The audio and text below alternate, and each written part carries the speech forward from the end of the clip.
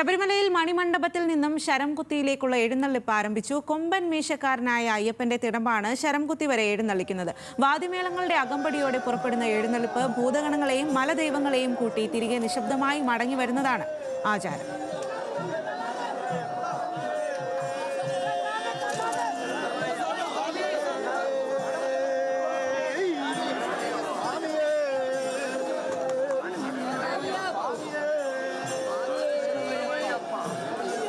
ശബരിമലയിൽ എഴുന്നള്ളിപ്പാണ് നടക്കുന്നത്. മണിമണ്ഡപത്തിൽ നിന്നും ശരംകുത്തിയിലേക്കുള്ള എഴുന്നള്ളിപ്പ് ആരംഭിച്ചിരിക്കുകയാണ്. കൊമ്പൻ മീശക്കാരനായ അയ്യപ്പന്റെ തിടമ്പാണ് ശരംകുത്തി വരെ എഴുന്നള്ളിക്കുന്നത്. വാദ്യമേളങ്ങളുടെ അകമ്പടിയോടെ പുറപ്പെടുന്ന എഴുന്നള്ളിപ്പ് ഭൂതഗണങ്ങളെയും മലദൈവങ്ങളെയും കൂട്ടി തിരികെ നിശബ്ദമായി മടങ്ങി വരുന്നതാണ് ആചാരം. ഭക്തജനങ്ങളുടെ നടുവിലൂടെയാണ് എഴുന്നള്ളിപ്പ് നടക്കുന്നത്. ശരണം വിളികളുമായി ഭക്തർ ഒപ്പം ഉണ്ട്.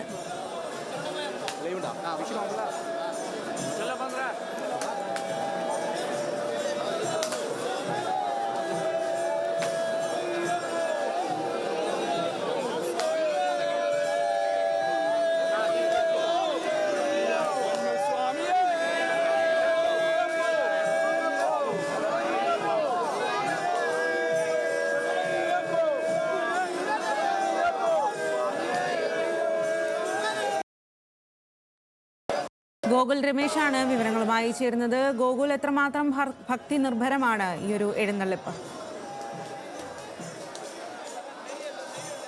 ശേഷം നടക്കുന്ന ഏറ്റവും പ്രധാനപ്പെട്ട ചടങ്ങുകളിൽ ഒന്നാണ് എഴുന്നള്ളിപ്പ്. അതായത് മകരവിളക്ക് ദിവസം മുതൽ ആദ്യത്തെ 4 ദിവസങ്ങളിൽ മാളികപ്പുറത്തെ മണിമണ്ഡപത്തിൽ നിന്നും അയ്യപ്പന്റെ തിടമ്പ് പൂജിച്ചുകൊണ്ട് കൊടിമര ചുവട്ടിൽ അല്ലെങ്കിൽ 18-ാം പടിക്ക് ചുവട്ടിൽ വരെയാണ് എഴുന്നള്ളിപ്പുള്ളത്. 5-ാം നാളായ എഴുന്നള്ളിപ്പ് ശരംകുത്തി വരെ നീളും. ഇന്ന് 5-ാം നാളാണ്. ശരംകുത്തി വരെയുള്ള എഴുന്നള്ളിപ്പ് ഇപ്പോൾ മണിമണ്ഡപത്തിൽ നിന്നും ആരംഭിച്ചിരിക്കുകയാണ്. കൊമ്പൻ മീശക്കാരനായിട്ടുള്ള അയ്യപ്പന്റെ തിടമ്പാണ് പൂജിച്ച് മണിമണ്ഡപത്തിൽ നിന്നും ഇത്തരത്തിൽ ശരംകുത്തി വരെ എഴുന്നള്ളിക്കുന്നത്. ആചാരപരമായിട്ട് നിരവധി പ്രത്യേകതകൾ ഈ ചടങ്ങിന് ഉണ്ട്. കാരണം വിശ്വാസപ്രകാരം, ഐതിഹ്യപ്രകാരം, അതായത് ഈ തീർത്ഥാടന കാലത്തിന്റെ അവസാന ദിവസങ്ങളിലാണ് ഈ ചടങ്ങ് നടക്കുന്നത്. അതുകൊണ്ട് തന്നെ ഉത്സവങ്ങളെല്ലാം കഴിഞ്ഞ് ചടങ്ങുകളെല്ലാം പൂർത്തീകരിച്ചതിന് ശേഷം തന്റെ ഭക്തരെ അയ്യപ്പൻ ശരംകുത്തി വരെ കൊണ്ട് യാത്രയാക്കുന്നു എന്ന തരത്തിലുള്ള ഒരു വിശ്വാസം ഈ ചടങ്ങിന് പിന്നിലുണ്ട്. അതോടൊപ്പം തന്നെ നിലവിൽ ഈ മണ്ഡലകാലം ആരംഭിച്ച് ഭക്തരൊക്കെ സന്നിധാനത്തേക്ക് എത്തിത്തുടങ്ങുമ്പോൾ ഈ അയ്യപ്പ സന്നിധിയിൽ നിന്നും ഭൂതഗണങ്ങളും മലദേവകളും ഒക്കെ മാറി നിൽക്കുന്നതായിട്ടൊരു വിശ്വാസമുണ്ട്. ഈ തീർത്ഥാടനത്തിന് ശേഷം അവരെ പോയി തിരികെ വിളിക്കുന്നു എന്നുള്ള ആചാരവും അല്ലെങ്കിൽ അത്തരത്തിലൊരു വിശ്വാസവും കൂടി ഈ ചടങ്ങ്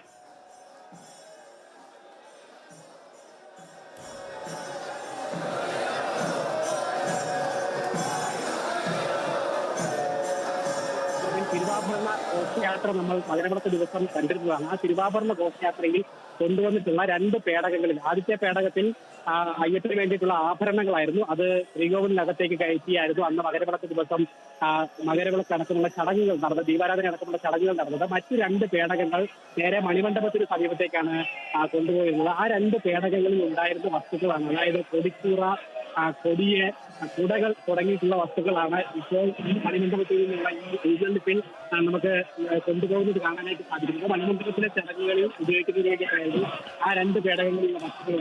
കാണാൻ സാധിക്കും 2 കുടകൾ, ഒരു കുട കറുത്ത കുടയും ഒരു കുട ചുവപ്പ് നിറത്തിലുള്ള കുടയുമാണ്. 2 മലകളെ സൂചിപ്പിക്കുന്നതാണ്. തലപ്പാറ മല, ആനപ്പാറ മല എന്നീ 2 മലകളെ സൂചിപ്പിക്കുന്നതാണ് ആ 2 കുടകൾ. അതോടൊപ്പം തിടമ്പ് എന്ന് പറയുന്നത് അയ്യപ്പന്റെ കൊമ്പൻ വീശക്കാരനായിട്ടുള്ള രൂപത്തിലുള്ളതാണ് ആ തിടമ്പ്. സാധാരണ ഗതിയിൽ ബില്ലാളി വീരനായിട്ടുള്ള വീരയോദ്ധാവായിട്ടുള്ള അയ്യപ്പനെ പ്രതിനിധീകരിക്കുന്നതാണ് ആ ഒരു തിടമ്പ് എന്ന് പറയുന്നത്. സാധാരണഗതിയിൽ ഒരു തെറ്റിദ്ധാരണയുള്ളത് ഈ മാളികപ്പുറത്തമ്മയാണ് വരെ പോയി മടങ്ങി എത്തുക എന്നുള്ളതാണ്. പക്ഷെ അതൊരു തെറ്റിദ്ധാരണ മാത്രമാണ്. അതായത് കൊമ്പൻ വീശക്കാരനായിട്ടുള്ള അയ്യപ്പനാണ് എഴുന്നള്ളുന്നത് എന്നുള്ള കാര്യം പലർക്കും അറിഞ്ഞുകൂടാത്ത കാര്യമാണ്. അതായത് നമ്മൾ മുമ്പ് സൂചിപ്പിച്ചിട്ടുള്ളത് തന്നെ തിരിച്ചുവിളിച്ചതിന്റെ ഭാഗമായിട്ടാണ് അത്തരം ചടങ്ങ് നടത്തുന്നത് ചെയ്യുന്നത്. ഇപ്പോൾ അങ്ങോട്ട് ശരംകുത്തി വരെ പോകും മദ്യകേളത്തിന്റെ അകമ്പടിയോടുകൂടിയിട്ടാണ് തീവറ്റി അടക്കമുള്ള കാര്യങ്ങളും ഈ ഘോഷയാത്രയ്ക്ക് അകമ്പടി സേവിക്കുകയും ചെയ്യുന്നുണ്ട്. എന്നാൽ ശരംകുത്തിയിൽ എത്തുന്ന ശേഷം അവിടെ നാരായണ ചടങ്ങ് നടക്കും. അതിനുശേഷം തിരികെ സന്നിധാനത്തേക്ക് ഈ യാത്ര പ്പെടുന്നത് ഈ 2 പൂർണ്ണമായിട്ടും അടയ്ക്കും. അതോടൊപ്പം തന്നെ വാദ്യമേളങ്ങളൊന്നും പ്രവർത്തിക്കുകയില്ല. പൂർണ്ണമായിട്ടും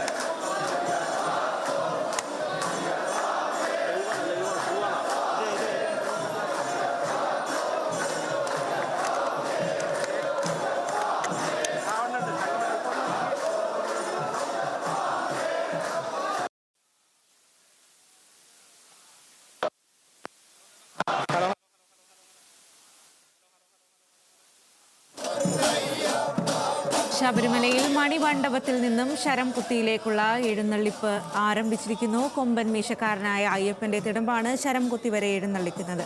വാദ്യമേളങ്ങളുടെ അകമ്പടിയോടെ പുറപ്പെടുന്ന എഴുന്നള്ളിപ്പ് ഭൂതഗണങ്ങളെയും മലദൈവങ്ങളെയും കൂട്ടി തിരികെ നിശബ്ദമായി മടങ്ങി വരുന്നതാണ് ആചാരം. ഗോകുൽ രമേശാണ് അവിടെ നിന്നും വിവരങ്ങളുമായി ചേരുന്നത്.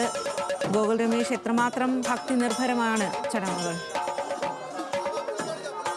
ഭക്തിനിർഭരമായിട്ടുള്ള ചടങ്ങുകൾ തന്നെയാണ്. കാരണം മണ്ഡല മകരവിളക്ക് തീർത്ഥാടനത്തിന്റെ സമാപന ദിവസങ്ങളിലാണ് ഇത്തരത്തിലൊരു ചടങ്ങ് നടക്കുന്നത് എന്നുള്ളത് കൊണ്ട് തന്നെ വലിയ അല്ലെങ്കിൽ ഒരു ഭക്തിസാന്ദ്രമായിട്ടുള്ളൊരു അന്തരീക്ഷം തന്നെ ഇവിടെയുണ്ട്. നിരവധി തീർത്ഥാടകർ ഈ ഒരു ചടങ്ങ് കണ്ടു തൊഴുന്നതിന് വേണ്ടിയിട്ട് ഇതിനോടകം തന്നെ ഇവിടേക്ക് എത്തിയിട്ടുണ്ട്. നിലവിൽ ഈ ഘോഷയാത്ര എഴുന്നള്ളിപ്പ് നടപ്പന്തൽ പിന്നിട്ടിരിക്കുകയാണ്. ഇനി കാനനപാത വഴി ശരംകുത്തി വരെ ആയിരിക്കും എത്തിവരിക. ശരംകുത്തിയിൽ ആചാരപരമായിട്ടുള്ള പൂജകളും ചടങ്ങുകളും ഉണ്ട്. അവിടെ വെച്ചിട്ട് നായാട്ടുവിളി എന്നുള്ള ഒരു ചടങ്ങ് കൂടി ഇതിനുശേഷം നടക്കും. റാന്നി കുന്നക്കാട്ട് തറവാട്ടുകാർക്കാണ് ശരി ഗോകുൽ, ശബരിമലയിൽ മണിമണ്ഡപത്തിൽ നിന്നും ശരംകുത്തിയിലേക്കുള്ള എഴുന്നള്ളിപ്പ് ചടങ്ങ് നടക്കുകയാണ്.